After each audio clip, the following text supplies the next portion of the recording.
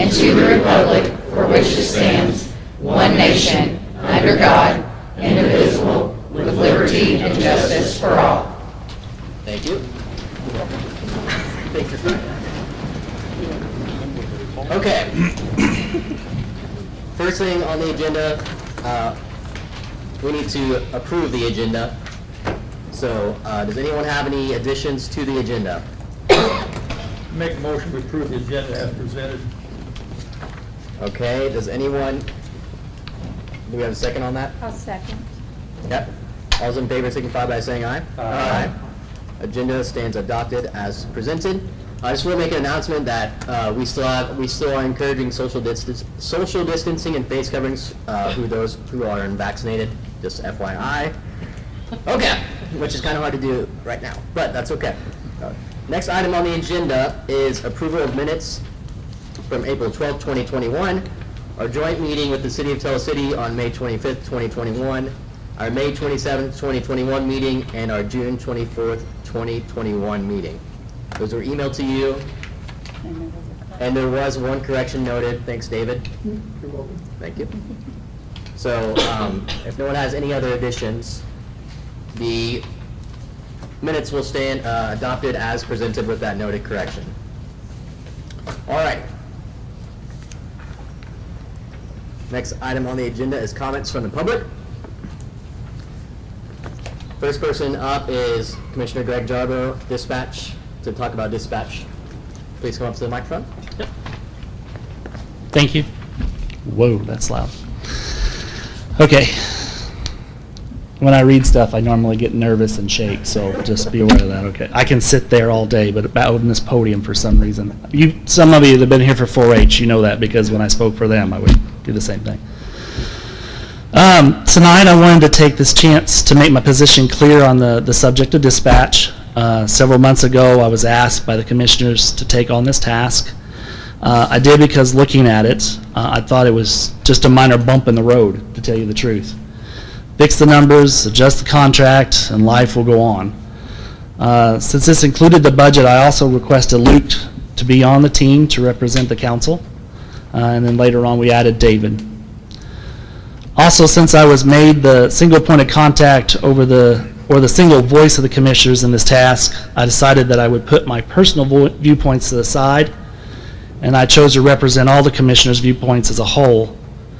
In trying to be a Switzerland and keeping all these different groups happy, I really lost my individual voice. So that's why I'm here tonight, is basically, now that the budget and contracts are drafted and being discussed in this open session, I'm going to fix that. I'm going to state my personal opinions as a single commissioner on this subject, not as the commissioners, but as a single commissioner.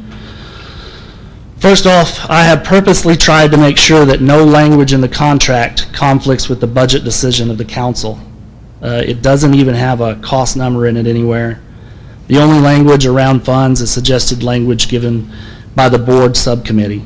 And I do appreciate those comments and those pieces that you put in there.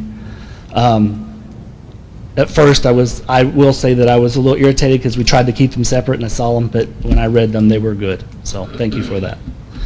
I did that because the budget of this contract is outside the commissioner's power as far as I'm concerned.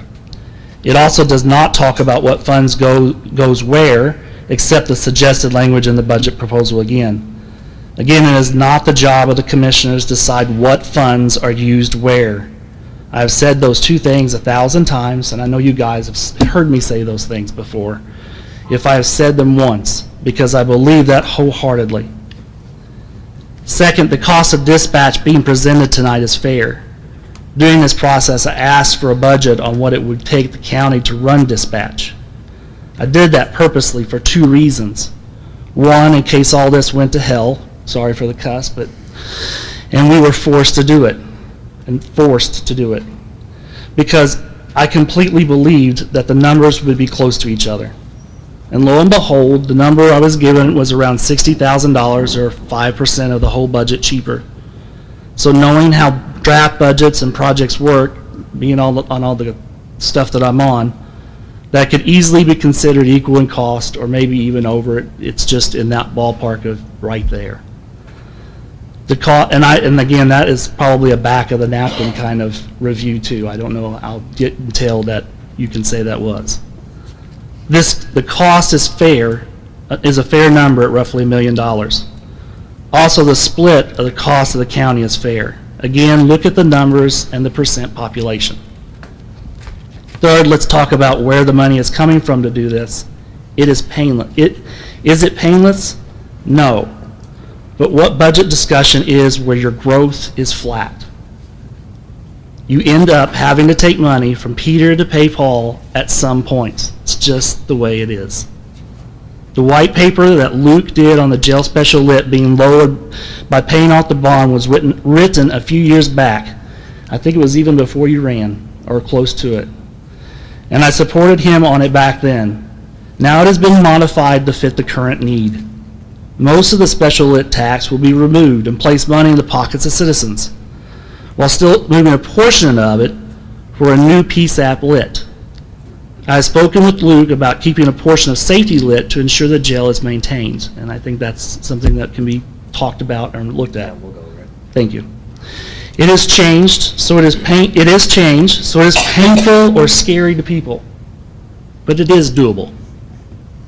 Lastly, let's talk about change. Yes, the budget, the split, the way it's paid for all the changes, are all changes, but for the county to try and do dispatch at this point would be a lot harder, 10 times the amount of change. Could the county do dispatching is not the question. If we were forced to do it, we probably could. But the question should not be, can the county do the dispatching? The question should be, should we do dispatching? And in my opinion right now, with the way the budget landed, the way the contract reads, no. We should not do that. We should not take dispatching on as a county. Thank you. Thank you. Next up, we have Aaron Meyer. Let's talk about dispatch.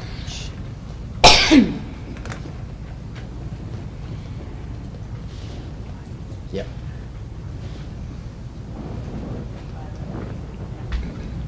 Okay, so my name is Aaron Meyer. Majority of the people in this room I know. I'm not as well versed or qualified maybe as some others to speak, but I'm involved with several emergency agencies in the county, fire departments, EMA, first responders, rescue, all of the above. So there are some concerns that I have over what little bit of limited information that I've been able to see and hear. And it's kind of a little bit awkward to be up here to speak before the meeting to know exactly what's going to take place in the meeting. So one of the things that this county has been known for years is how well they work together as agencies. And I will tell you, most of you are probably aware, this issue has come up before. Usually a couple of level heads can get together and talk and work this out, and it's pretty sad to see the situation that we've gotten ourselves into at this point by a few that seem to be kind of self-serving and going around the back door to get something that they want. I have worked hundreds of emergency scenes with people in this room, and I would tell you, the guy back here that kind of runs things as a county as a whole, Mr. Steve Hauser, you will find nobody in this county, not one single person, that has this county's entire best interest at heart, as you will right there. He does not put one agency, one city, one department over another. He will bend over backwards to help anybody at any time. I can promise you, I've talked to him at 2 in the morning. He's been going to dispatch to work on problems. Middle of the night, gets calls. What do I do here? What do I do there? He's done that for years. Nobody knows this county the way this man right here does and how it works and how it runs. Some of the concerns that I have, what little bit I do know, like I said, is there seems to be a pretty significant increase in the budget from a few years back until now. I don't know what those increases are. Maybe some of you all do. But the numbers that I have heard are a pretty significant jump, and that would be very concerning for me. Not knowing what those are and approving this without without having that information. So one of the other things, to give all of the dispatch, all of the money coming into one agency is also very concerning for a volunteer fire department, which I'm a member of. I can tell you we run on a small budget. We don't have money to pay into dispatch necessarily, depending on what that would be. And right now, we don't have to pay anything in. It is all handled through the county.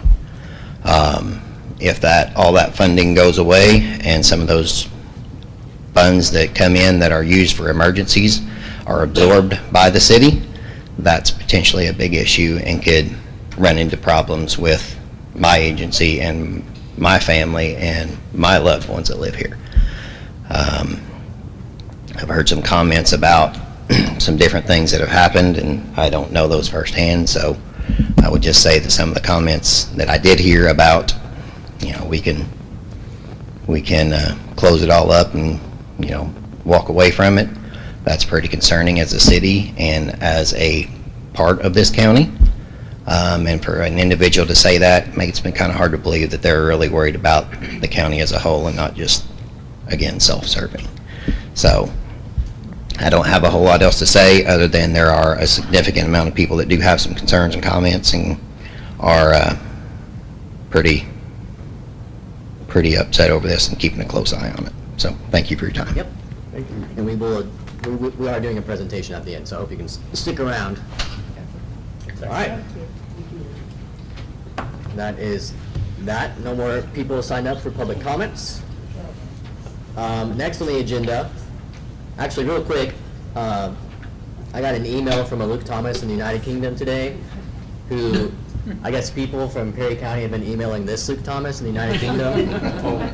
And he said, I've been getting some information about the council, and I just wanted you to know about that. So I also told him that if he's looking to move anywhere, because he was just voted #1 best small city in the United States. And he said he's thinking about moving to the United States, and he might take us up on that offer. So Are you gonna switch places? maybe. So I told him I'd say hi, Luke Thomas. If you're where's the camera? Hi, Luke Thomas. If you're watching, he said he's watching to the meeting, and he subscribed to our YouTube channel as well. So I don't know. So I just want to give a quick It's shout out. confusing enough, we have other people by the same name and we get them confused, so we don't even know. So if you're trying to reach me, all of our email addresses are on the county website. And the guy in the United Kingdom found my email address, so hopefully you can too. So I just want to mention that really quickly because I thought it was funny. All right, next on the agenda is transfers. We have the supplemental adult probation fund, $50 from travel to dues within the Perry County Circuit Court budget. We have an explanation here to cover probation officers' yearly probational dues. Does anyone have any questions or comments? If not, I will entertain a motion to approve the transfer. I'll make that motion. Do I have a second? I'll second it. Any discussion? If not, all those in favor signify by saying aye. Aye. All those opposed? Motion carries 6-0. Next item on the agenda, additional appropriations in the county general fund. Perry County corner budget, $7,000 for autopsy fees. Warren, do you want to speak to that at all? Well, yes. Really, right now, I owe for 2 autopsies that we haven't paid for yet. So if you approve this $7,000, my balance was going to be $4,960. So that's only going to leave me enough money for 2 3/4 autopsies for the rest of the year. So I'll probably be back for more, but I originally started out at $5,000 after I started. We had 2 recent autopsies, so I raised it to 7, and still that hopefully that gets us through. But last year we had 11 autopsies, and this year we've only had 4 so far. So, down the road you'll probably see me again, but right now 7,000 will help. Okay. Thanks for the explanation, Warren. Okay. Bottom line is we got to do it, so I'll make the motion to allow it. I second that. Thank you. Any discussion? No. All those in favor signify by saying aye. Aye. Aye. All those opposed? Motion carries 6-0. Next on the agenda is in the lit special legislation fund, Perry County Detention Center budget, $10,250 for a dishwasher. And the explanation, Eric or Sheriff, do you want to speak to it? Yeah, if you don't mind.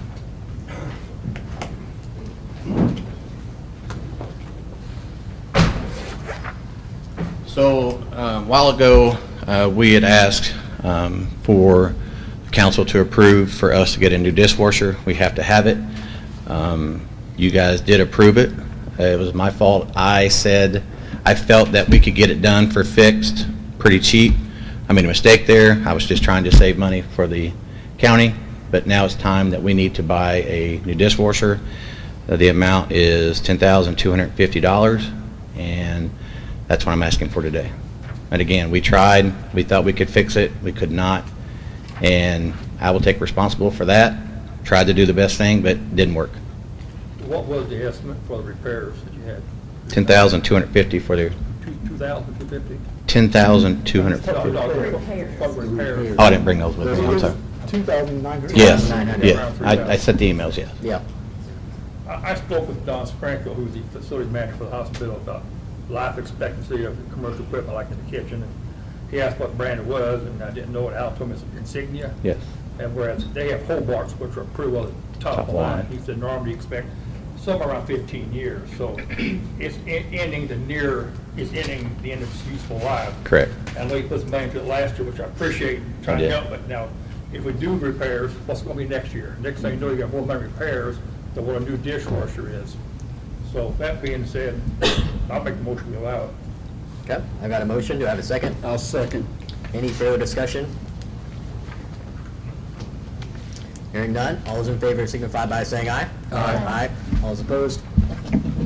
Motion carries 6-0. You're in trouble. Thanks, Al. All right.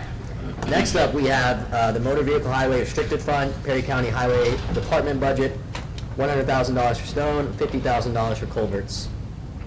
We have to spend 50% of the MHV money from the state, so that's really all this is. Is Steve here? Steve, you want to speak to it at all, or it's pretty? Okay. Pretty well. All right. Do I have a motion? I'll make a motion. I got a motion. Do I have a second? I'll second. Uh-oh. We'll do that. Erla. We'll get to Erla. That's fine. Okay, any discussion? All those in favor signify by saying aye. Aye. All those opposed?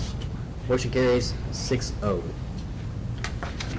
Next up, we have within the statewide 911 fund, Perry County E911 budget, $35,700 for the 911 recorder. And then we have another one, radio equipment, $55,300. Steve, yeah.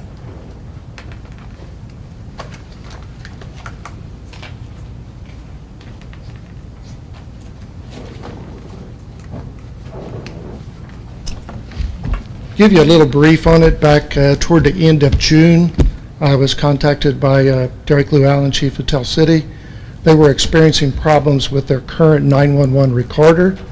It is currently about 11 years old. It is on an older Windows platform that no longer is supported by Microsoft. We feel like at this time, after speaking to Derek and Roger, that we feel like it's time to replace it. They got about 3 different quotes. The one that they feel like would suit their needs best was for the amount of $35,700. It is my suggestion that we do go ahead and replace it at this time. That is a vital piece of equipment. Should we ever get in any type of litigation, that may save the county several dollars in for support at that time. The other portion is for radio equipment at the backup dispatch site at the Armory. When COVID was really hot, we ended up separating dispatch. There was a dispatcher operated at the backup site at the Armory, and one actually dispatched from Tell City. Did that to help separate the crews and attempt to keep from taking down several members. Experienced some problems with the radio equipment. It worked in a pinch. For somebody to have to sit there and use it daily, it didn't work out real well. We basically had mobile radios in the console, And to work more efficient, we really need a system that is operated similar to the system they're used to now at Tell City. This was something that I had planned to do an upgrade. I had listed that in the year-end 911 PSAP report. And I feel like that is something we need to go ahead and do so that we can adequately cover dispatch in the event we suffer like a lightning storm. We take down the whole primary point. We have someplace we can go to rapidly to dispatch. I feel very strongly that we need a good backup site and more comfortable for our current dispatchers to utilize. So that is what I'm asking for out of the 911 fund. What is the current balance in that fund? I sent that all to It was, like 147,000 or close to 150. Is he want to incorporate? This is 91,000. How much more money are we anticipating that fund There's in that fund? 147,118. There's $147,000 unappropriated. Unappropriated. Yep. We should be getting about 64,200 something in about 4 weeks. For the rest of That- the year? That'll be an additional coming in from AT&T, yes. 64,200. That is also not figured in the No, budget, so it's that'll not. be, That's not added. that'll be cash. It's for, talking over 200,000. Yep. If we do this, we'll still have over $100,000 in that particular. That would be correct. Oh, Yeah.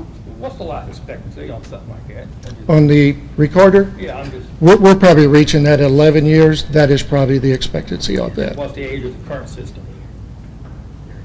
It is 11 years old, Yeah, but yes. on a new system, it's not the same, you expect. It would be similar, yeah. It's basically a computer-based type system, and when you look at about 10 years on a system like that, that's probably about all you're going to get.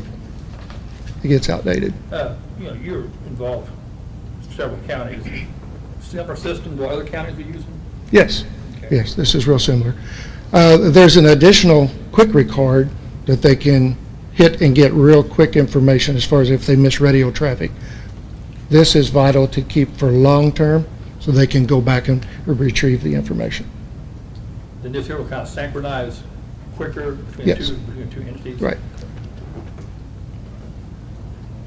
Luke, I have a question. Sure. You know, with all this information we're getting about the dispatch, there's been a lot of things that both parties haven't agreed, but both parties have agreed to both of these. Yes, yes. I feel like it's vital to do this. Derek came to me, and I've also spoke to the mayor. We feel like this is something that we do need. Then I Yes. will make a motion that we approve both of these, Both of them? both of them. I'll second it. I will open the floor for discussion. I will say that I told Director Hauser that I would like to wait until the dispatch agreement is signed. Not for the 911 recorder, because I feel like that's an immediate need, but to make sure on the radio system that everything's taken care of and everyone knows what's going on. That's my personal feeling on that. But second of all, it's over $50,000, so we really should be receiving at least three quotes. You got one, but We've got the second one coming, yes. okay. So I personally want to wait until you at least solicit three people, just to make sure we follow that as well. Those are my only issues. I think we need both, but I think timing is kind of. I would rather say that probably the most important part would be that we have an adequate backup dispatch site to go to. My feeling, that would be a priority. I think that every time we wait, we could get a lightning strike tonight. So I feel like that, Luke, could I add one more thing? Sure. Open discussion. My concern about waiting is, like we did with the dishwasher, technology, the price goes up, even if it's 90 days from now, what are we going to pay for this? At this time, we've got an estimate. I believe we should go with it now. I think three quotes are needed. I mean, three people need to be solicited. It's over $50,000. That's Indiana code. We need at least to solicit at least three people. Is Rod here? I mean, by law, are we required to get three estimates? Yeah, we could, I mean, I can get three quotes, Yeah. and providing that this here is the lowest quote, we go with it if you can make it in your motion. I can get a second, the I'll third make that one. motion. so Okay. what is the motion exactly? Okay, that we approve the recorder. We also approve this amount for the upgrade, providing he provides 3 quotes, and the lowest bid is taken. It Sure. could be I can do less that. than this. Sure. Yeah, that's fine with me. So that's So, the, Charlie, what's your motion then? Okay, Part A, Paul, is that we approve the recorder. Okay. Part B will be, we will approve this amount or a lesser amount for the upgrade on the radio equipment after Steve provides us 3 quotes. The lowest quote will. Okay. yeah. Fine with me. That's fair? All right, do I have a second? I'll second that. All right, any more discussion? All those in favor signify by saying aye. Aye. All those opposed? Motion carries, 6-0. Thank you. Steve. There's only 6 of us. Danny's not here. Yeah, Danny.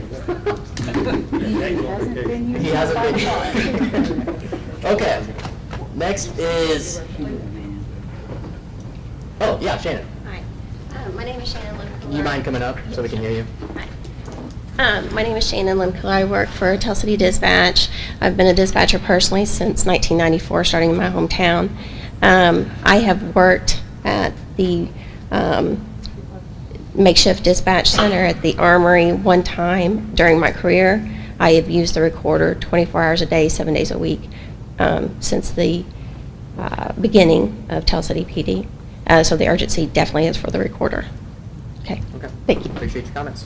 Thank All you. right, next on the agenda is update on the Health Department vaccine grant. As you know, well, not really we, but we agreed to administer the vaccine grant that they received for $40,320. We had sent in the first claim for $17,765.64. We did receive that reimbursement check. And we sent in another reimbursement request for $22,554.36, and we are waiting to receive that check. But we spent the full $40,320. Really, this was Pam and her office. We really didn't administer it at all. We took that on, but we kind of passed it over to Pam and her office. So thank you to your office, but we did, we're just waiting to get that last reimbursement check. So that's a little update on that right there. Okay. Next on the agenda is the sheriff amendment to supplemental wages for jailers and approval of Form 144, statement on salaries and wages.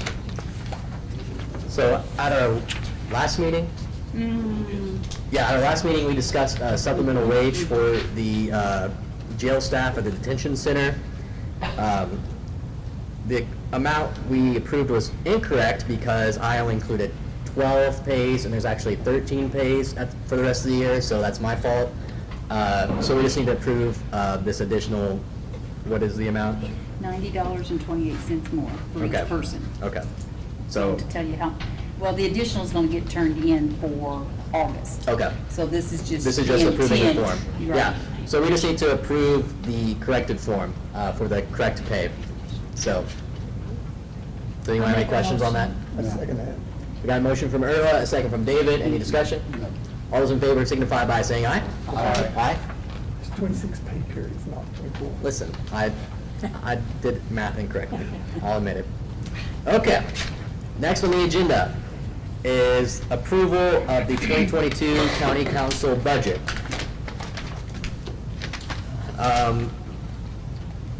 There is a 4% increase in there for salaries, as was suggested by the commissioners. 4% increase for the council attorney. There's questions about increasing travel for the newly elected officials who will be able to go to training at the end of next year. But next year's request is for $41,258. And you'll notice it's $7,000 less, but that's because we did that ambulance service with the leftover CARES Act money. We put that in our budget, it's not in next year's budget. So we're looking at $41,258. And we just need to discuss the line items, or we will take a motion, or whatever you want to do. We can take it as presented, or I'm sure it'll change many times. Yeah, but we need approval Yeah. tonight because I cannot wait. Can It lays we August. make some changes on that tonight? Yeah. Because I make a proposal that we, as the council, waive our Yeah. salary. increase. Yeah, I agree. So, does anyone have any other changes? You want to we'll keep the council attorney increase? Yes. Okay.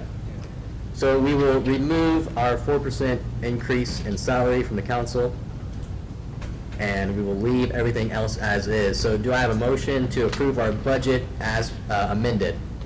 I'll make the motion, we approve it as amended. Got a motion and a second. All's in favor? Any discussion? All's in favor signify by saying aye. Aye. Okay, that is our preliminary budget. Next, Recorder Jane James for Perpetuation Fund, approved spending and ordinance, their sworn statement.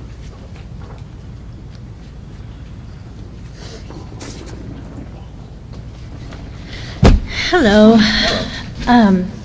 I had sent you all out a copy of the sworn statement and also a copy of the ordinance. And did you have time to look it over? And would you want me to read that here tonight? Sure, it's just pretty short. Okay, yeah, it's short. The sworn statement by the Perry County Recorder. Jane James, the duly elected Perry County Recorder, submits her sworn statement to the County Council pursuant to Indiana Code 36-2-7-10.21, in order that the Perry County Recorder may pay a portion of the expenses of the County Recorder's Office for the calendar year 2022 from the Recorder's Perpetuation Fund established under Indiana Code 36-2-7-10 as follows. Among my duties as the elected recorder of Perry County, Indiana, I administer the Perry County Recorder's Perpetuation Fund for the purpose of preserving records and improving the Recorder's Office record-keeping systems and equipment. The current revenue to this fund is sufficient to fulfill the statutory purpose of the fund for calendar year 2022. The technology of the County Recorder's Office is presently updated and at a level to sufficiently meet the statutory purposes of the fund and the County Recorder's Office.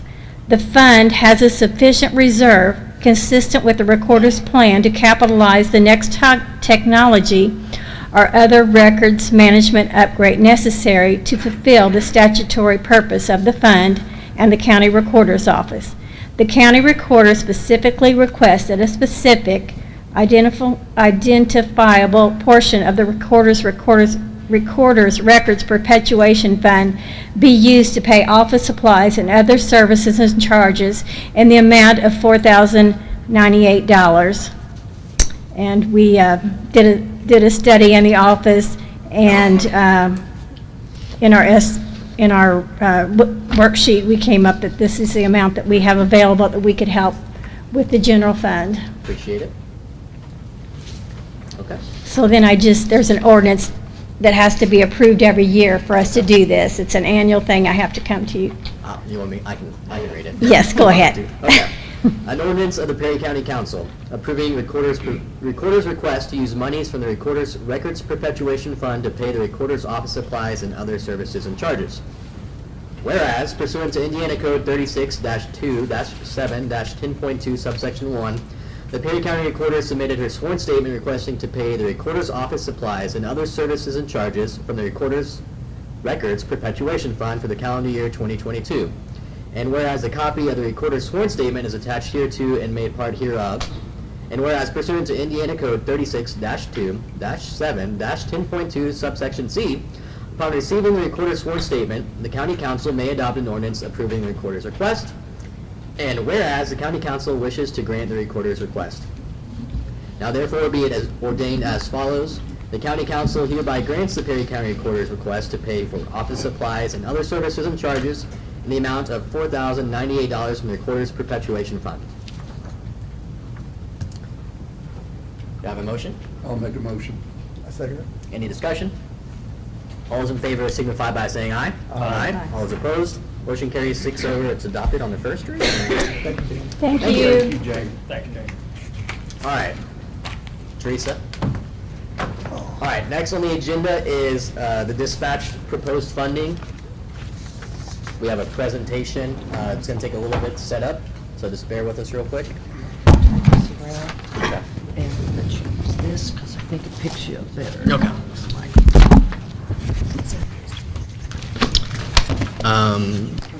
There should be. Oh, No, we're going Yeah. to wall. I've got 4 extra copies if anyone really wants to follow along word for word. I'll put these up here. You can email me at council3@perrycounty.in.gov and I can send you the presentation tonight or tomorrow.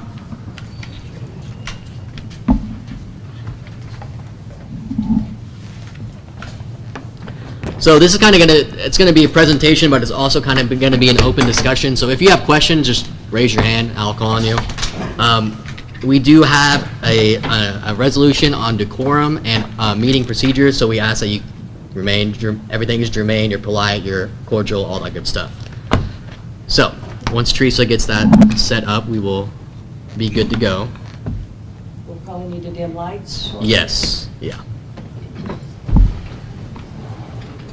Alan. That's the one we shut off earlier. See how dark it makes it. That's good. Oh, yeah. Yeah, you're fine. Take your time.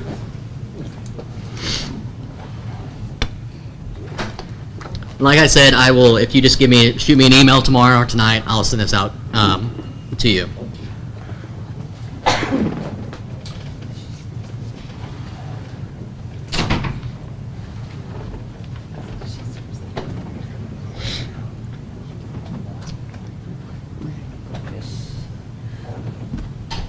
Are you in? Yep. Okay.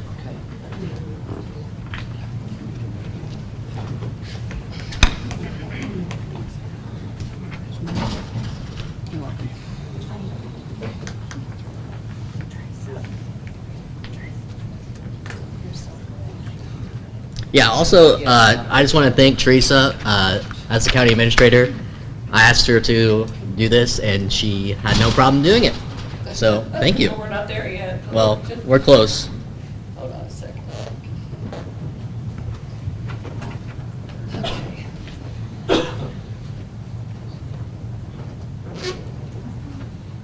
Should we?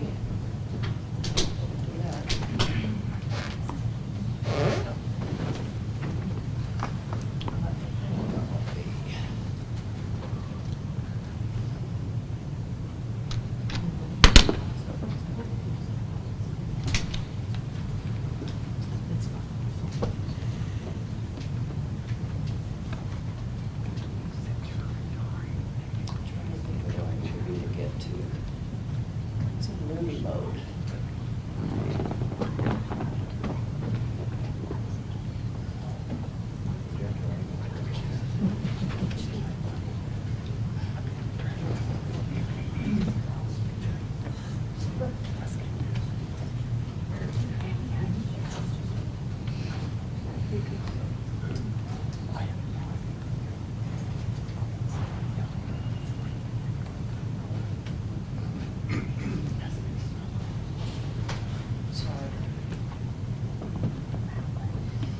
It usually automatically goes into HDMI. I don't know why it's not.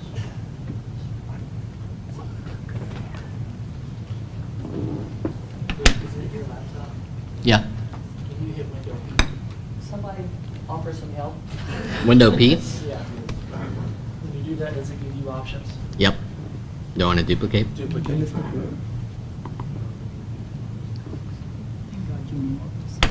Well, that's just one thing that I know can go wrong, is if he's not duplicating, it won't go over. Will it self-detect now? Autoplay option, probably. Right.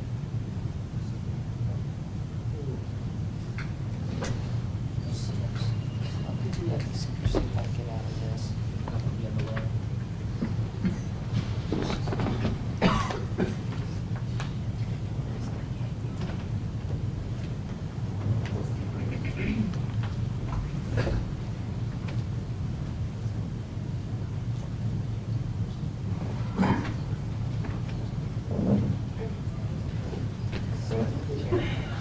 It's trying.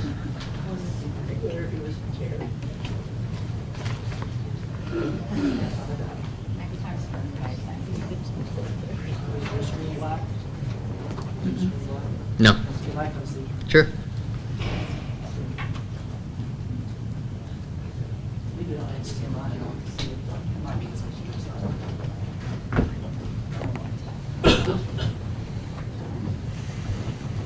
I'll just leave you up here. I'll set. Yep.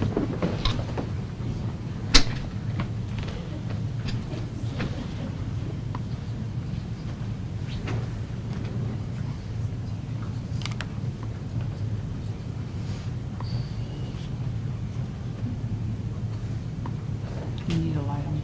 No, I could do this in the dark. It doesn't recognize the screen, so let's make sure you're plugged in all the way.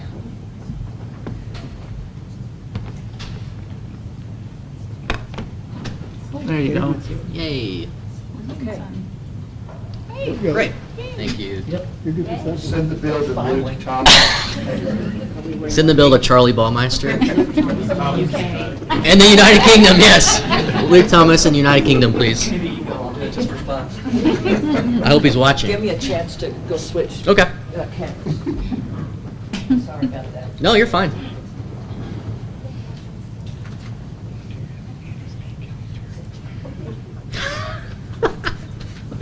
Maybe. I don't know. Probably not. Just let me know when you're ready, Teresa. Okay.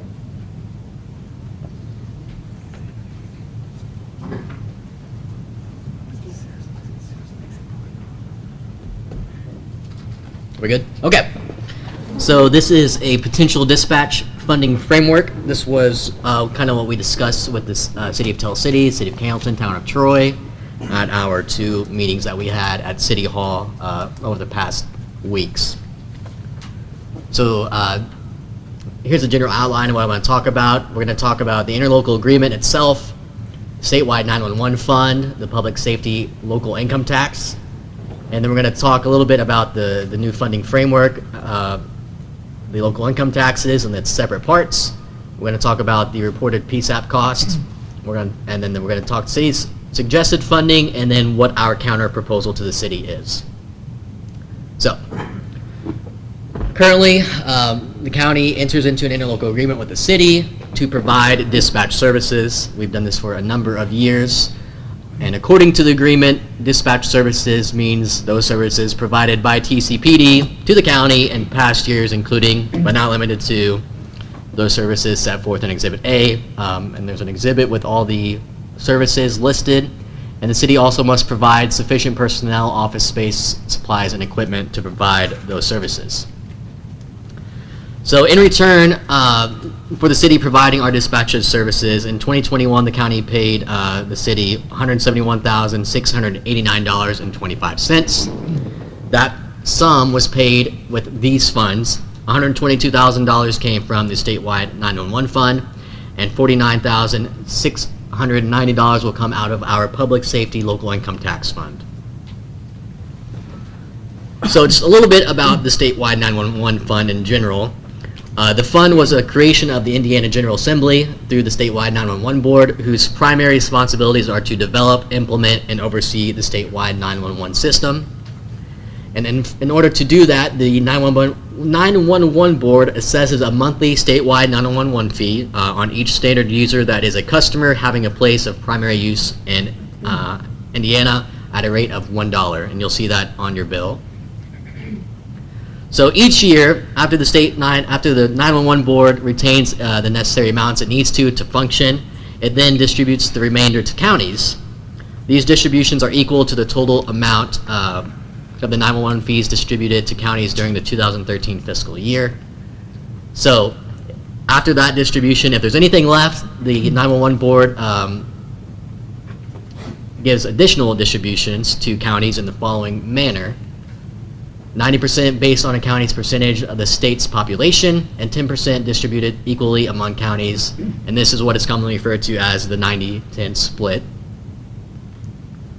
So the county currently receives about $23,649 a month, totaling $283,788 annually. And in 2020, we got a part of that 90-10 split, so we got an additional $61,655.62.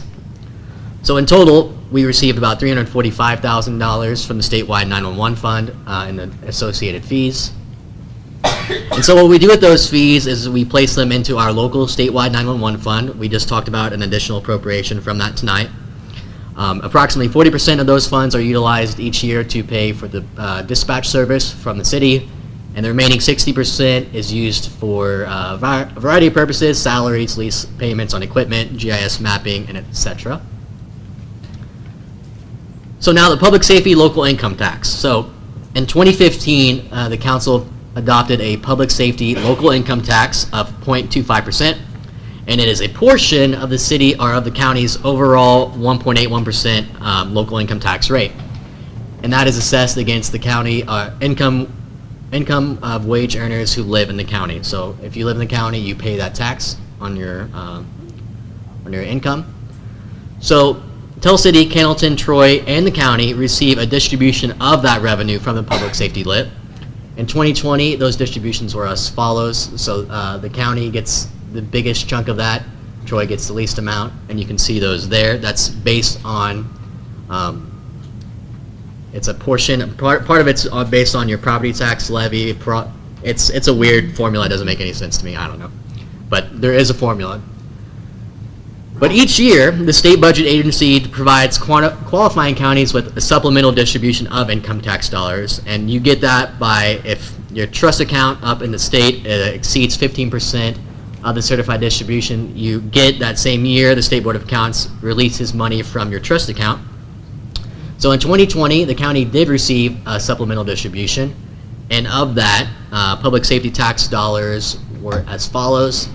So the county got an extra $28,000, Troy got an extra $207. You can see the rest there. So we use our distribution of public safety lit money for 3 departments. We have the sheriffs, the jail, and the commissioners, and all those uses of that revenue have to, be in accordance with the definition of public safety, which is in Indiana code. So that's kind of just a brief rundown of those 3 things that everyone really needs to know to be able to talk about this issue. So our new funding framework, it kind of starts off by discussing the local income tax. So as I mentioned just a minute ago, we have a local income tax rate, LIT, it's what it's called now, of 1.81%. And it is comprised of 3 different types of LIT. So we have an expenditure type, we have the property tax relief, and we have a special purpose type. And that is what this is here, right here. So we have 3 expenditures, we have a property tax relief, and a special purpose. You can see how each one of those rates makes up our total 1.81%, right there.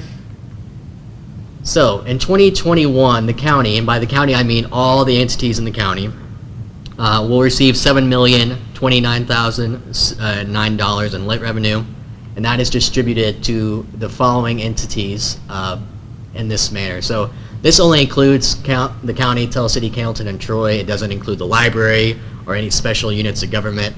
You'll see how these are broken down. CS stands for certified shares, which that goes to the general fund. That's what that uses for. Public safety is used for public safety. There's a definition of that in Indiana code. The economic development tax, that is used in accordance with the capital improvement plan, which is what the commissioners pass. Property tax relief rate, which we will discuss shortly, that's used to add a credit to your property tax bill. And then SP is special purpose, and that is for the payment of bonds at the detention center. And so each one of these entities receives a distribution of most of these, but not all of these. So that's just kind of a quick glance at all that. So here's where the funding framework kind of begins. So part 1 is eliminating the property tax relief local income tax rate.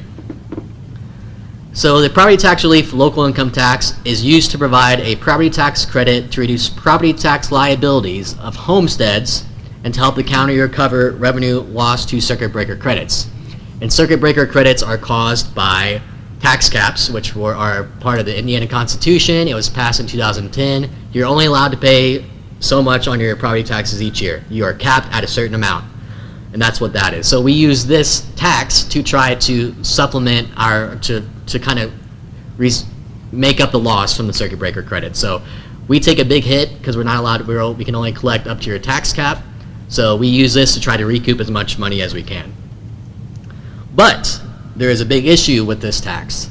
I've been talking with Darren Bates of Data Pit Stop, who is a vendor of ours, and I asked him to do a little calculation on the effectiveness of this local income tax type. And he found it to be only 48.52% effective.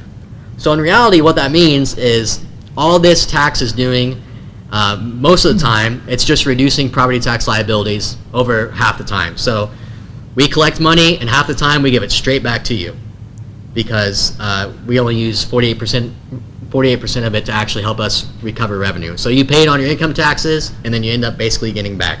51% of it goes back to the taxpayers. Plus, countywide, we lose over $2.3 million to circuit breakers. So that's when we talk about those tax caps. Those tax caps mean countywide, all the entities collect $2.3 million less than they would without circuit breaker credits or the tax caps. So it's really a real issue. But in short, the rate is ineffective, one, because it only does its job 48% of the time, and it's really what Darren Bates of Data Pit Stop said, it's really, you're just wasting your money. You can't do anything with it, you're just handing it right back. So from a local government perspective, it doesn't make any sense for you. And I said, you're right, it doesn't. So, but here's the kicker that needs to be discussed. If we eliminate this relief rate, some property owners throughout the county would likely see an increase in property taxes owed annually. That's because for 48% of it goes to actually recovering lost revenue from the circuit breaker credits. So it does help us, but like I said, 51% of the time it just goes back to you. So those people who get it back each year, you're going to see a little bit. Yeah. You want to tell them it's between $1,200 and $1,500 usually? No, because that's not true. It wasn't mine. No. Well, I will explain it. We'll explain it. So such an increase, and here's the important part. The increase would go because would not be due to an increase in property tax rates. We're not jacking up your property tax rates so we can spend freely. That's not the case, and I think it's an important distinction. But the reason rates would go up would because, or the amount you're going to pay would go up, is because you're just simply not receiving an additional credit each year. So when I worked with Darren, we estimated that the impact potentially would be from a range of $36 to $152 yearly. So that's $18 per installment to $76 per installment. And some people in the county won't see a change at all. If you live in Candleton, you won't see a change in your property taxes owed annually because they are capped out. It doesn't matter. They're not going to see a change. Part of Tell City, you're not going to see a change either. It's really out in the county area because there's less overlapping units. So when there's less overlapping units, you're going to see so when there's less overlapping units, you really don't have that issue of hitting your circuit breaker credits. Whoops, wrong way. So I'm just going to kind of show an example of this. If you can kind of see it, it's hard to see. So this is a home in Anderson Township that's assessed at $83,000. You'll see they still get their homestead standard deduction. So I think we need to make sure we are clear on that. We're not getting rid of your standard deduction. We can't do that. What we're talking about getting rid of is the lit credit right here. So if this example, they're charged about $369.32. That's their property tax bill. And that is with the lit credit. You see they get a $35.90 credit right there. Without the property tax relief rate, their bill is $405.23 right there. And you can see the difference is that credit, $35.90. So over the year, they'd pay about $17 more, a little over $17 more each installment on their property taxes. So that's part one. Part two would be increasing the public safety local income tax and certified shares local income tax. So after elimination of the property tax relief rate, the council would increase the public safety lit rate by 0.052%, and the certified shares local income tax by 0.0326. So what we would be doing in essence is reallocating the property tax relief rates 0.0846%. So if we were to do that, this is what your new income tax rates would look like. Your certified shares would be 0.5080, public safety would be 0.3020, and you'll see that the property tax relief rate is now zeroed out, and we're still at the 1.81%. So all we're really doing is reallocating a portion of our income tax structure. So when we do that, we're going to increase the amount of revenue available for public safety purposes and the amount of revenue available to taxing units in the county for general government purposes to partially offset any increase in circuit breaker credits due to the elimination of the property tax relief rate, because it does help out the county a little bit, 48% of the time. So the increased amount in certified shares, which will go to units of government it goes straight to their general fund. They can use it for whatever purposes they want. You see the county would see an extra $66,000, Telecity 37, Carrollton 8, and Troy 4. But like I said, 48% of the time it does give us money back. So we're still gonna have some circuit breaker loss. But on the net, the county would have come out with $29,000 more. Telecity would actually be in the whole $10,000. Carrollton, $1,000, and Troy $405. And we'll talk about that a little bit more in a minute. So part 3 would be to allocate a portion of that to central dispatch of the increased public safety local income tax. So Indiana code allows for a certain percentage of public safety lit to be allocated directly to the public safety answering point in the county. So the revenue associated with this allocation is distributed to the PSAP prior to the distribution of the remainder of the public safety tax revenue. So what we would do is that 0.0520% increase would go straight to the PSAP, and all the other units of government would still receive their normal distributions, because we're just going to give them the increase. We're not going to affect any of the safety tax going to all the other entities as is currently. We're just going to give them the increase. So we would allocate 17.22% of the public safety tax, and this is what the PSAP would be getting. So our current rate is 0.25%. Right now, as a county-wide, we bring in $970,000. We increase it by this much, and we generate this much more revenue. And all that would go to the central dispatch, and everyone else would still get this $970,000 here. So everyone else is unaffected. All the units will receive the same they are now. And just kind of a little tidbit right here, for each 0.01% increase in the lit rate equals about $38,843 in new revenue. So if we did this between August 1st and November 1st, 2021, the change would be effective January 1, 2022. So that's part 3. Part 4 is redeeming the detention center bond early and eliminating the special purpose lit rate. So as we mentioned previously, there's a special purpose lit rate of 0.5%, and that was created, it's really an establishment of the Indiana General Assembly to facilitate the construction of the detention center and pay off the bonds that were used to build it. So the last bond is scheduled to be paid off February 1st of 2032. We still have a long time left on this lease payment. However, the bonds can be paid off at any date not earlier than August 1st, 2022. So that is the earliest we could ever pay off the bonds. So to pay off the bonds, we need approximately $7,250,000. Right now, we have $7.4 million sitting in that fund.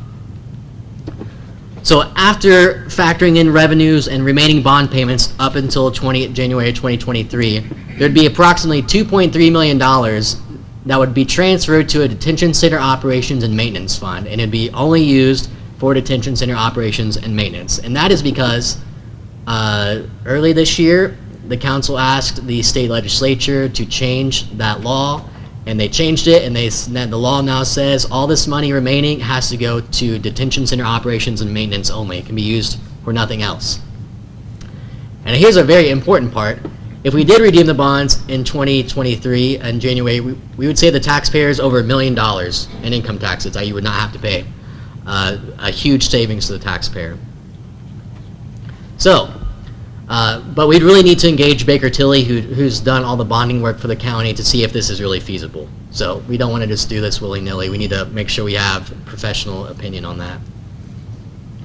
So, if paying off the bond in 2023 is possible, the council will then increase the public safety lit rate and the certified shares rate by 0.02% respectively. And if enacted on between August 1st, 2022 and November 1st, 2022, the change will be effective January 1, 2023. and here's what your new lit rate structure would look like. So certified chairs would become 0.5280, public safety would be 0.3220. You still have your economic development income tax rate. We got rid of the the property tax relief rate in 2022, and now here we are, just got rid of the public safety or the special purpose rate. So now your income tax rate is 1.35%, and it was 1.81. Now it's down to 1.35%. So if we were to do that from 1.81 to 1.35%, I used the median income of the county. I did standard deductions. It would save a taxpayer $222 a year in income taxes on your income. So that's good news, because if you did experience an increase in your property taxes by getting rid of that credit, this $222 should offset any increase that you experienced. So in total, going back to the certified shares part of it, which all the government units of government will receive. So we increased it in 2022, which we talked about, and that's what resulted in that. Then we talked about increasing it again in 2023 by 0.02%, which is this right here. But we still have to remember, when we got rid of the property tax relief rate, it did help us out a little bit, so we're going to have a little bit of losses. But in the end, the net revenue that these units of government will receive, the county would receive $70,000 on the net, Tell City $12,000, Candleton an extra $6,000, and Troy an extra $668. So once we did that, we would change the portion allocated to the PSAP to 22.36% from 17%, which would give them an extra $77,000, which is right here. So in the end, we'd be giving to Central Dispatch $279,604 in 2023. So here are the reported costs from Central Dispatch. This does not include the building bond of $114,000 that they had talked about, or the $50,000 for supervision. So to them, under this is $792,000 that it costs them to run dispatch with these figures. And here's Perry County reported costs. This is edited. This is not what's reported, because in talking to State Board of Accounts, they recommend, or they said, that we should be tracking salaries out of that fund. So we should be tracking what you're doing each hour on your timesheet, which we currently don't do, which is probably not the best. So we would remove all salaries just to avoid that problem, and we'd make up for that in another fund. And it does not include some building and grounds cost, and it does not include items that are paid from with other county funds, because they're already covered. So we're trying to figure out what funds we need to be covering. So in the end, this is what needs to be covered that's not been touched yet. $943,721 between Perry County and the city of Tell City. So here's what the city suggested at our May 25th, 2021 joint meeting. The $283,000 from the statewide 911 fund, all that to them. The city of Tell City would pay $299,000. Perry County would pay $418,000. Perry County Memorial $28,000. City of Candleton $55,000. Troy $15,000, and Tell City Electric $6,500. Water and wastewater $1,000 each. So when I saw that, I said, "Holy crap! What are we going to do?" So, but with this plan, this is how this could work out potentially. So we have our public safety PSAP allocation right here, and I just want to make clear from the get-go, all these other entities, Candleton, Troy, all these other, this is for illustrative purpose only. There's no official meaning to this. This is just what we use to kind of, we had to start somewhere. So we gave a certain percentage to Central Dispatch. That's this right here. The city of Tell City would pay $305,000. Perry County would pay $80,000 right here. Perry County Memorial $35,000. City of Candleton $27,000. Troy $6,000. Electric $9,500. Wastewater and water each $2,000. And there's very important points we need to make here. Overall, the first thing is that this is dependent on this plan happening. So this is not official. Don't take it that way. The statewide 911 fund, a portion of that has to be set aside for certain expenses that we currently pay for now. And then this public safety lit right here is dependent on the execution of this plan as well. So this is what we were at from the county's perspective. We were at $418,000 we had to come up with. Now we're at $80,000. But we currently already pay $49,000, basically $50,000. So we're looking at, we need to find about $30,000 more. So that's 2022. 2023, when we potentially could change the income tax structure again, now we're at the central dispatch is going to get $279,000. The city of Tell City, we paid $222,000. We'd increase to $85,000, and everyone else remains the same. And that happens for the next couple of years. It's really the county trying to do more to pay what it really should be paying and trying to equalize with the city. So we start off at $80,000, and we go up to $95,000. And the cities here, Tell City's there. Hamilton and Troy will remain at whatever they negotiate with the city of Tell City. That's not up to us. Can I ask a question? Sure. And the only reason why there's a disparity in the years, like the first year and the other years, is because we're just waiting for all those items in the plan to be in. Yeah. So the reason this changes as we go through is because there's parts of the plan that have to be done first. So we have to eliminate the property tax relief rate. We have to increase the public safety rate. We have to allocate a portion of that to dispatch. We pay off the bonds early. We have to do that. We have to reallocate again. There's a lot of steps to it. And you don't get money right away. It's usually a year kind of behind. Yeah, so that's why if we go to effective 2022, this would depend on us as a council doing certain things between August 1st and October 1st of this year. That's the only way this could happen at this time. So there's things that have to happen as the council as a whole for this to happen. And you'll see this is, for the rest of the time, it's just the county giving a little bit more each year. But that is the plan that was kind of discussed at with all the local government entities. That's where we are currently. There's not been any discussion on any other ideas. This is what we have to work with right now. But I just wanted to put this out publicly because there's a lot that needs to happen, and there's a lot that we as a council would have to do in order to make this work. And I wanted to be as open as possible about this because there are some things that some people may not like, but we need to discuss it. So that's where we are tonight. So, in my opinion, the city of Tell City is paying a lot of money, over $700,000, which is unfair in my opinion, and they feel the same way, I'm sure. So they would drop from that amount to $305,000 in the first year, and we'd be making sure that really this would be more of a stable agreement. The only thing we have to consider is that income taxes are, of course, based on income. So if we go through a recession or anything like that, that would affect what the income taxes would, of course, generate for everyone. But that's a rough outline of what's being discussed. There are other things that need to be discussed. Yes? I got a question on the $283,000. Yeah. Were you proposing to pay the $155,470 that we are paying for the 911 equipment? We still owe about $190,000 on that. Right. We will be looking at replacing that in about 2023. Where is that? Will probably be somewhere between $500,000 and $750,000. We're proposing to pay the fees to Perry Spencer Telephone to manage the database of the records. Yeah. Go ahead, sorry. The 911 mapping system. Yep. The code red system. Yep. That's all in there. That should be all in there. Okay. Yep. So there's this 100. That's going to be. Let me scroll down to this one. Maybe I'm going the wrong way. Hold on.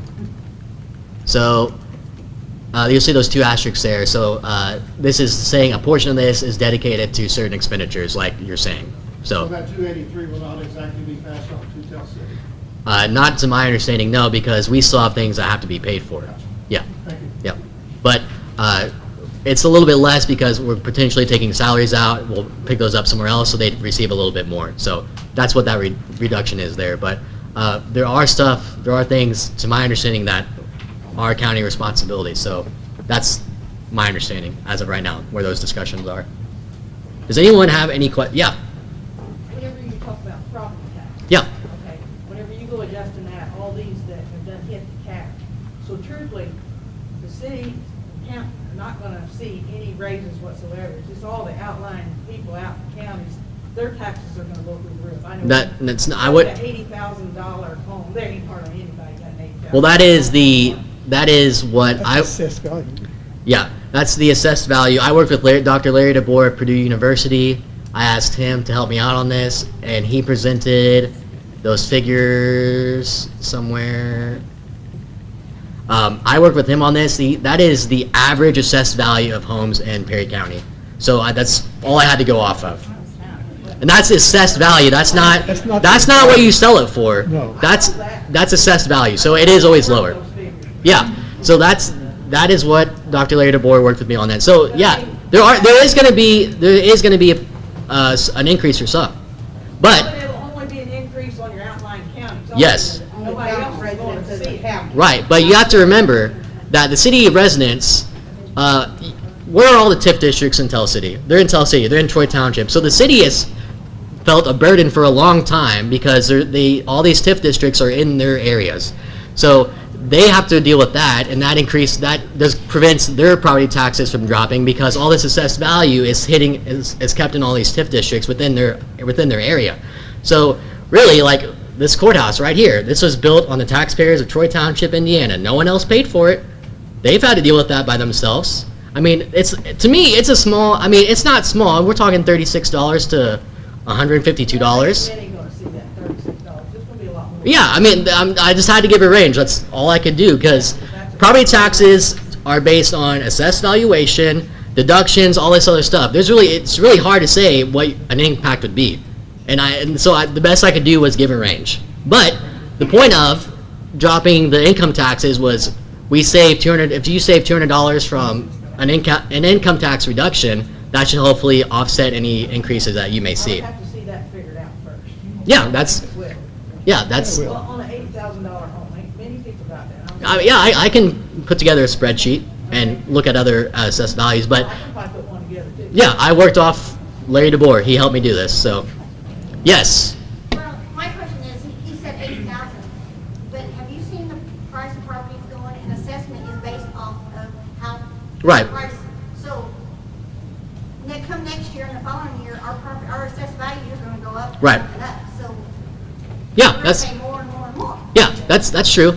But we also have to. What was I going to say? We also have to remember that when we increase our certified shares rate, which it goes into the general fund, that is revenue that you could potentially see an actual drop in your property tax rate from any increased revenue going into your general fund. So there's a lot of moving parts to this, but this is just a preliminary discussion. There has to be something done, but yes, some people will likely see an increase in their property taxes if this were to happen. We're not saying this is going to happen. This is just a discussion to a potential solution. Yeah. I get a lot of these numbers. Some of it is a little bit of Peter, Rob, and Paul. But my biggest thing is Perry County Memorial Hospital paying $35,000. Us taxpayers, we own that hospital. And so I think that they should be paying a little bit more. I pay a ton of money every year in medical fees to that county for my daughter's brain tumor, my thymus tumor, and I think they could chip in a little bit. I just want to remember that these are illustrative figures. This is not official. Perry County Memorial has not agreed to anything. They currently pay, I think, $28,000 or $29,000. Yes, Commissioner Jarbo. Yeah. I do want to comment about that, is that 35,000. In reality, the way we're kind of structured with the hospital, I think a majority of that actually comes back to the county. The way, and that's not this plan's fault.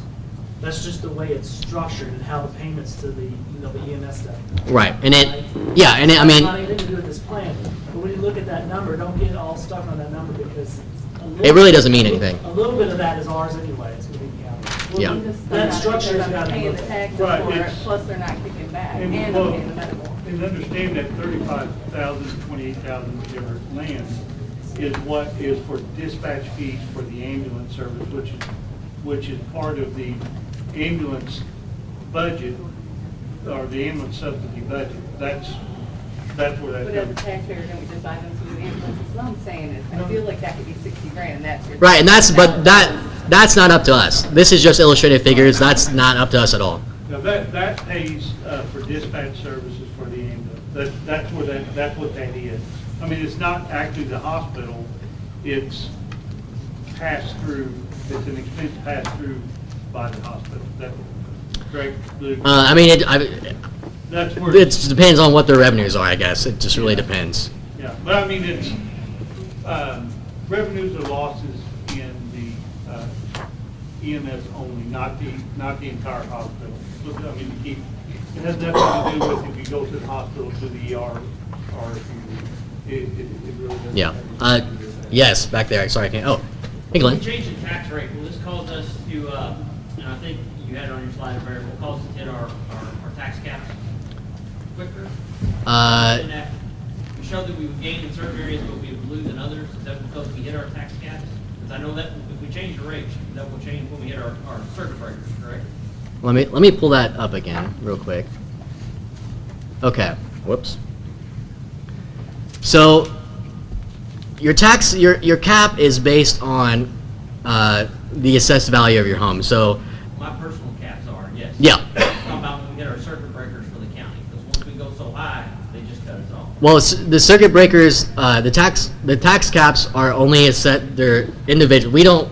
They're based on each parcel. So it's not really tax cap as a county, it's each individual property owner. So it just depends on your assessed valuation is really how the tax cap impact is calculated at a county level. So right now, all the entities in Perry County lose $2.3 million to tax caps. And so, but all that's really based on two things. It's based on your assessed valuation, and it's based on the tax rate of wherever you live. So that's all going to depend on those two things, really.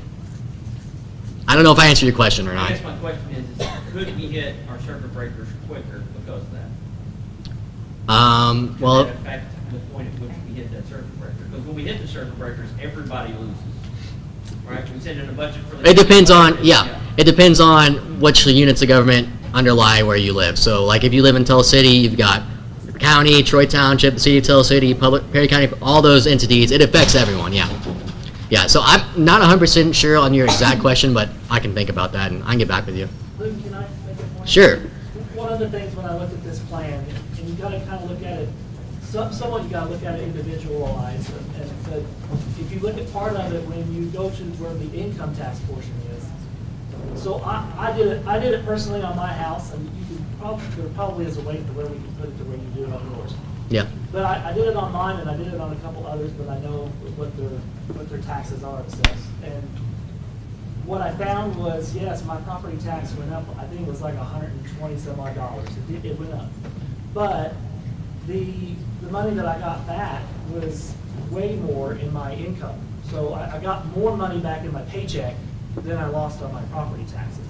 Because of the other part of this, there's a secondary piece of this that impacts the money in your pocket. There's two different things. And that's what I was talking about when I read my letter, was if these two things happen, I think if you do your own math and you look at your property taxes, you'll see it goes up X, but if you look at your income, you probably are gonna either equal out or make more money in your pocket. Does that make sense, or did I? No, you're right. You're exactly right. Yeah. I got a question. Sure. Consider what it's going to do to the agriculture. I mean, No, this does not affect agriculture at all. It affects the home. It only affects the homestead, yeah. So your 2% agriculture, that does not affect you at all, because right now, the property tax relief rate only goes towards homesteads. So, yeah. That's what my question was gonna be, because we're discussing these caps, and caps can also include the residential, the Yes. farmland. Apartments, And all was that my stuff. other concern. Yeah. So- Yeah, So it this is. is solely residential? Farmland Yes. not gonna be impacted? Yes, Tony. Look, I want to commend you and all of you, the city, the county, Troy, for working on this project. And I'm listening, and it's a great discussion on everybody's opinions. One of the things that's getting lost in this discussion already is who's paying for this now. We all, whether you live in Troy Township or Clark Township, everybody needs to realize who's funding this. And those who are funding it are the residents of Troy Township in Tell City, Indiana. They have taken the bulk of this 30 years. And all this plan, the reason it started, because multiple administrations have kicked this can down the road for 30 years. Now we got a dose of reality. Is it fair to the retired chair factory worker whose property taxes are capped out, that they have paid extra money all these years to help fund dispatch? No, it's not fair. We're trying to spread the burden so it's fair to everybody now. And that's what nobody's talking about. You've proved beyond a doubt whether you're a retired person paying income taxes on your retirement fund who pays the lit tax, or a worker who's 30 years old paying the lit tax. We all pay it, whether you're employed or you're retired. And what you're doing here is making it fair for every resident in the county, and not one group of people paying the burden. And that's, I'm just saying, by listening to the comments, because everybody's not thinking about that. Oh, well, it didn't affect me. But it affected the people of the city of Tell City and the businesses whose property taxes are capped out trying to fund this for 30 years. So all I ask is you think about them people too. We're trying to make it fair to everybody. That's why the council, the commissioners got a lot of work to do. Accountants looked at it, Troy's looked at it. It's trying to make this fair for everybody, people. And we all got to share the burden. Some of us will gain, some of us will lose. But now it's fair. Nobody can look at it and say, I'm paying too much. Everybody's paying on it now. And so I just wanted to add that comment, and I get it. I get all the feelings that are being discussed. This is hopefully a fair and equitable plan for all the businesses and the citizens in this county. Anyone else? Yeah, Roger? Thank you, Luke.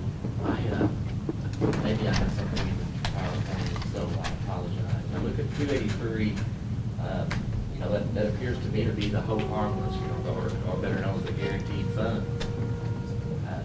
As it seems like nowhere in conversation or in future planning, anyone has discussed the 90-10 split. I understand it's not guaranteed, but that's a substantial amount of money at $61,000 for the past 5 years.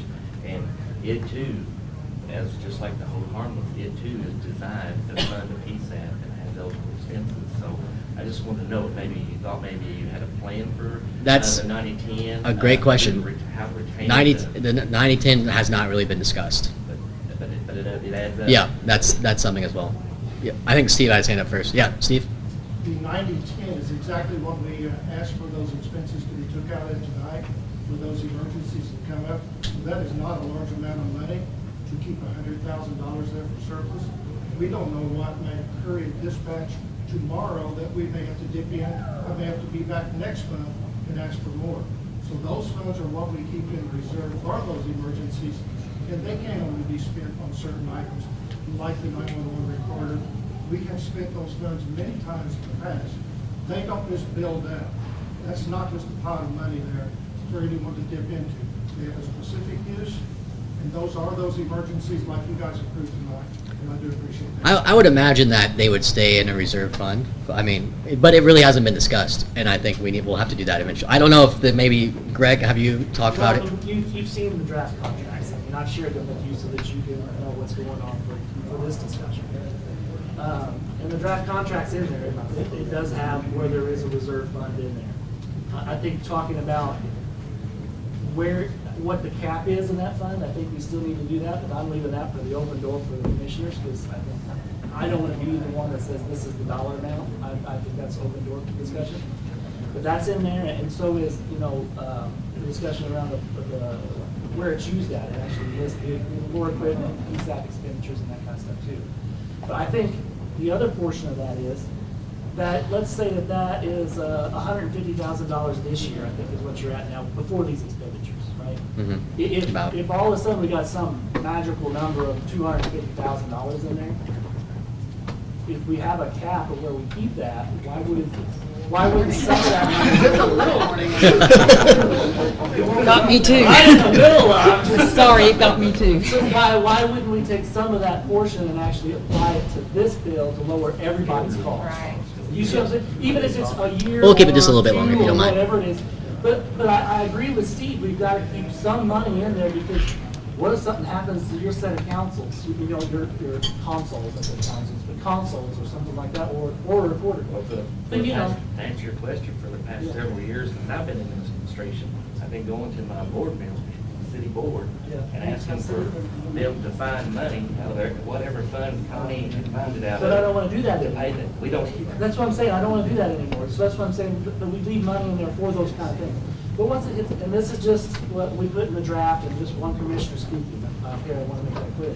But once you hit a certain level, and there's got to be a level, there's got to be a point where that's enough money to have in reserve.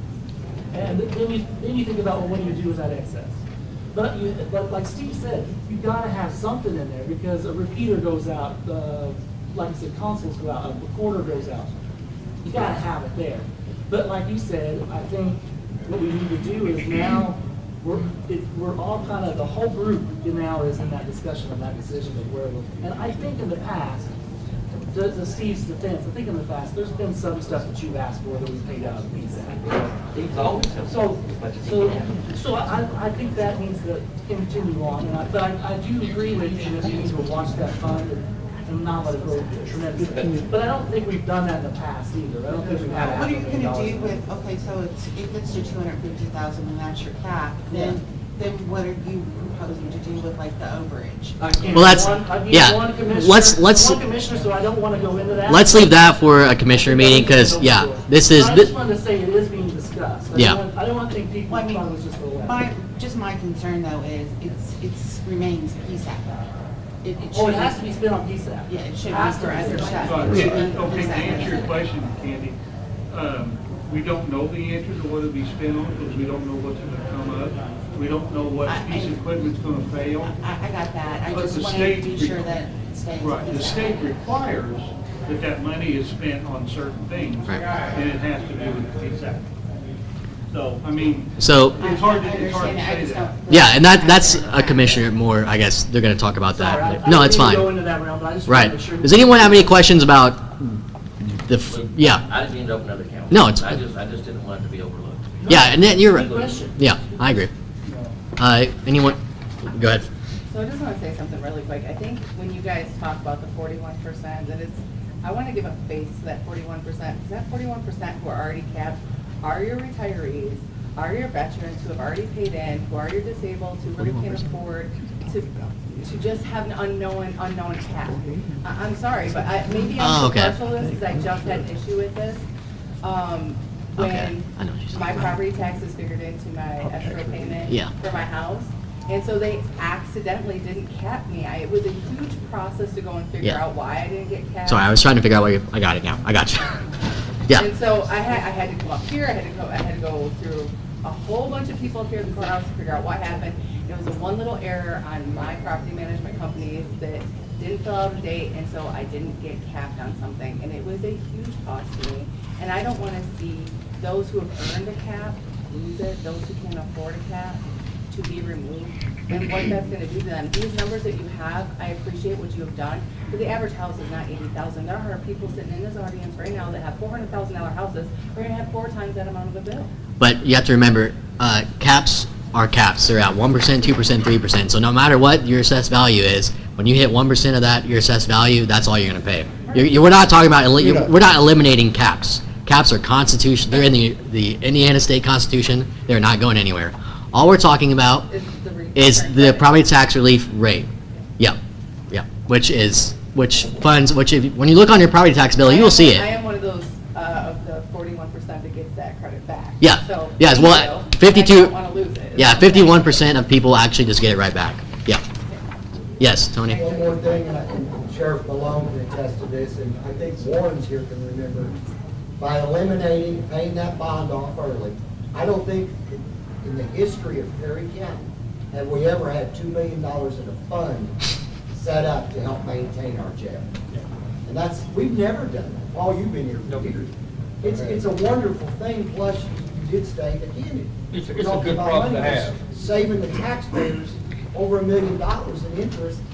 Plus, we're looking at the future people having $2 million. So every time Alan has a problem, or whoever the sheriff is, They got some money. And there's a whole separate detention center funding plan that involves that $2.3 million that we can discuss later, because jail operations is funded by edit money, with about $260,000-ish dollars.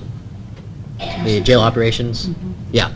So we've got this $2.3 million here. Yearly, we're collecting this $266,000. You can use some of this $2.3 million, and you're hoarding this 260. So it's like it's a cycle. You're constantly feeding money in because you've got this big base here. So that $2.3 million should really stay pretty high. Not the full thing, but that can be a whole nother discussion. But You'll gain another yeah, 5 years. but we wanted to make sure that there was enough $2.3 million. I wish our general fund had $2.3 million in it. But we got that legislation changed, so we would not have to worry about the detention center, hopefully for a while. Can I ask a question about that? Sure. Can that be invested, Pam, to where it earns interest? It possibly could be, but at this point, the treasurer is not investing any money.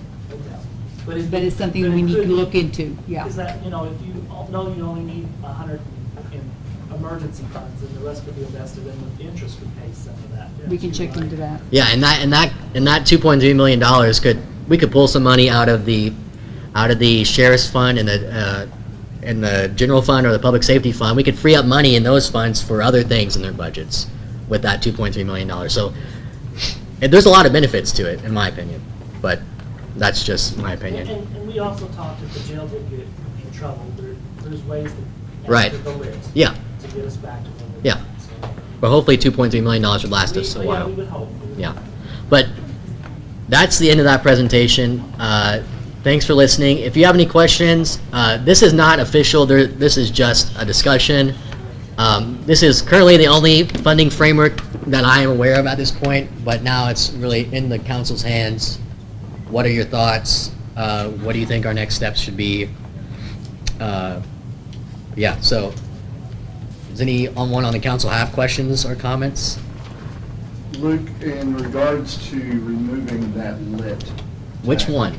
The first one, I mean, the homestead. The homestead? lit, Okay? Yep. Is that something that's going to be brought to the public for their opinion? Oh, yeah, yeah, we would have to go through a public hearing process, yeah. Okay. All these income tax changes have to go through a public hearing process. We can't just do this willy-nilly, yeah. Okay, thank you. Are there any alternatives to removing the credit? Is there any other ideas in the hat? Because there's a lot of great things that are in this plan, but that just, There is none as of right now. I have not heard of any other ideas yet. But, I mean, really, there's, you hear us complain about not having money. We really don't. We're still not in a good fiscal position, so I don't know of any funds we could go to make up this amount. Do we want to just raise, I don't want to just raise an income tax, or I'd rather see things go down, but as of right now, this is what we've got so far, and I haven't heard anything else yet, so. But I appreciate that, I appreciate the comments. So, like I said, if you give me an email at council3@perrycounty.in.gov, I'll answer any questions. I'll send you this PowerPoint. There's a lot that has to be done still, but this is just an introduction of what could potentially be done. Mayor, do you have any comments you'd like to make? Luke, you did a great job. It's been a pleasure working with you on this. Thank you, Tony, for your comments. You hit the nail on the head. The burden's been on the city financially for the past, since 1967, I found out when the first agreement was put in place for dispatching services for the county, which is a long time. So, like I said, at the end of this, I just want our fair shake. Everybody should pay equally the fair amount. That's not asking for the moon. That's asking for a fair share, fair amount. And that's, Yep. sounds like what you've done. Thank So you. I'm kind of new with this 911 system thing. So this money comes from Verizon and AT&T. You guys, like, the county gets reimbursed for that. Is that how that works? We get a monthly allocation. Right. So does that money come like right off the top to pay for dispatch? No, we sign an interlocal agreement. 122,000 of our total comes from 911 funds. So we get monthly distribution. I'm assuming we pay out monthly to the city. Yes. Yeah, but it does not come off the top. I guess this is the way to put it. Where has that money went in years past? Like, if this is an issue now, why wasn't it an issue? It's never been addressed, really, I guess, but 122,000 of it goes for the provision of dispatch services from the city. the remainder of it is used for certain expenses. That County expenses? we use it for some salaries. We use it for GIS mapping. We have a lease payment on equipment. Steve, there's like what's some other expenses? Database. So there's some expenses that the dispatch center uses, I guess, is the way to put it. But But it does go to 911. 911 expenses. Yes, so that money does go into the 911 fund. yeah, to Like, can it also be used for cars or just? No. That's what I want to make sure. So each year, the State Board of Accounts audits each dispatch center, and you'll see that I think one county got in trouble for spending it on salt and pepper, and they had to pay it back. I mean, it's stuff like that. So it gets audited, and you can only use it for certain expenses. Yeah. So the expenses do you all have to do with the Tell City Dispatch? That's the PSAP. Yeah, that is PSAP, but there are other expenses that it's paid for currently. Yeah, that's such as some salaries, the lease equipment the lease payment on the equipment. Things that it shouldn't be used for. That's I don't know. I don't know. Yeah, that's not my really ground, I guess, to cover. Because I don't approve claims, so I guess that's not really. Anyone have any other questions? Yeah, Kelly. I just want to make a comment about the $171,000 that the county has been paying all these years, or the last 5 years at least. That statewide 911 funds is all of our money. Tell City residents, Hamilton residents, Troy residents, and the people in the county's money, because we all have cell phones, I mean most of us, or landlines, and that is a monthly tax on those bills that the state collects and gives back to the county to use for the PSAP, which is Tell City Police Department, located at Tell City Police Department. So I think it has been unfair for the last at least 5 years that the county is using it as their portion, $122,000, to pay the city, when really it's the city's residents' money too. I mean, so technically the county has only paid out of their funds. Out of levied funds, yes. $49,000. Yes, out of a $1 million service. Out of our levied funds, So yeah. as a taxpayer in Tell City, that's a little, Yeah. Yeah. I agree. And- Hard to swallow. In Tell City as well. So instead of taking away the credits and taking away the caps, why don't you just do an increase on the county? I'm not 100% sure what. We can talk later after this.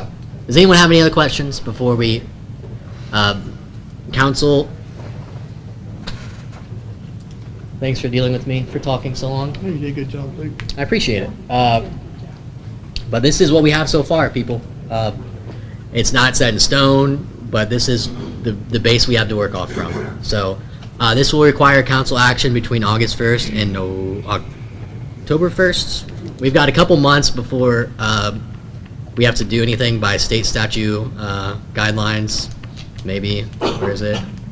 I don't know what day it is. I think we should schedule some work sessions. Yeah, so we have until November 1st of 2021 to do something. I think we need some work sessions. Yeah, we'll probably need to schedule work sessions that will be open to the public. But if anything happens, we do have to have a public hearing. So you all will be able to voice your opinions. But this is what we got so far. So, yep. I just want to make a comment. I think whatever happens here with the commissioners and the interlocal agreement, we're going to need the funding no matter if we stay with Tell City or go on our own. Bottom line. Yeah, but And I appreciate the work you've done on this, to find this money for us to have an option to with the agreement, so. And I just want to add something real quick, since you said that. So, under these circumstances, so Tell City paying $305,000, Candleton $27,000, Troy $6,000. If the county were to take over dispatch, we'd have to find that money somewhere, because we're not going to be able to charge the cities and towns to provide a dispatch service. So, on top of all the other money, we'd have to find $305,000 plus $27,000 plus $6,000 in order to provide dispatch service. And that, where are we going to get that money? And that's or do you want to raise everyone's taxes? That'd be a lot. That'd be a lot of money. So this is why, right now, this is the best we got. And some people win, some people lose, but at the end, it's supposed to put everyone on the same playing field. And that's all we can really do. So, anyone have? Yeah, Steve. Are you saying then that if the city signs a contract back with the county, they're willing to put money into it? But if the county elects to do the dispatch on their own, that the city is refusing to? No, it's a county service, so how could we, I don't know legally how we could charge cities to do that. Most communities step up and play as a community as a whole. Oh, okay. They look at the whole project. Gotcha. And if you check into a lot of other counties, they also do that. Okay. So I think it's unfair to say that if the county does retain dispatch, Mhm. that the city's going to refuse to do. I never said they would refuse. I said, where are we going to get it if they don't pay that full amount? Hey, Luke, Yeah. I was on one of the first meetings with Chief of Police, the Mhm. mayor, and Assistant Chief with Alan and Steve and myself. And the mayor made the comment, and he probably remembers that they would be better off to pay the county $400,000 that's handed to us. That was said. That was said. That's true. So, if How that's much the money we're case, spending nowadays. I mean, I don't think we want to go around saying what was said at those meetings. Okay, let's just end that right there. No, but- I'll entertain a motion to adjourn the meeting because I don't want to get into what's been said at these meetings. No. We're not going there. Commissioner, I'm gonna look at all options. Okay, well, I still haven't seen the figures I was promised 3 months ago. Where are those? Okay, I'd love to see them. Kelly, yes. Yeah, I'm not gonna comment on any of that, but, first of all, I just wanna thank, I don't know where this came from. Did you hire a company to do this, or, I mean, No. it seems like, who did this? You did this. I worked on it with David. We presented it to the city. It was presented to all the council members. Okay, well, I thank you for that, because this looks like a lot of work, and it looks like a lot of time was put into this, and I appreciate it, especially as a taxpayer, Tell City, who's been carrying the burden for the last many years. I just really appreciate everybody's, on the council's consideration to step up to the plate to make it fair for everybody. It's a start, Luke. Hey, Luke. Oh, go ahead. I didn't want to offend anybody on this. Yeah, let's not go there. But as a commissioner for 9 years now, everything we look at, no matter what it is, we look at for the future of this county.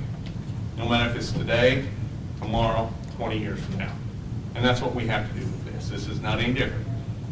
I compare it to what we did with our insurance several years ago.